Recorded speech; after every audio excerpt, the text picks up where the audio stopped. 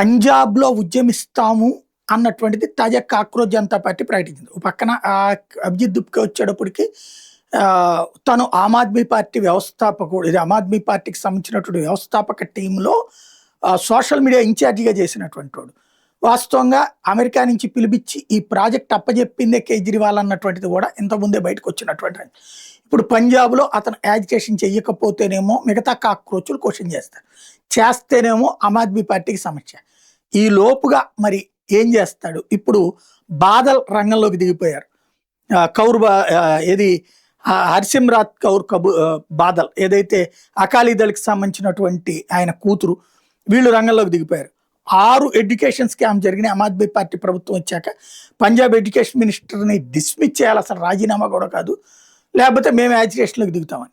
మరి ఈ లోపుగా కాక్రోచ్ జనతా పార్టీ దిగుతుందా, లేకపోతే అకాలీదళోళ్ళు ఆమ్ ఆద్మీ పార్టీని దించడానికి దిగితే అప్పుడు వెళ్ళి తోడు నెరుస్తా చూడాలి.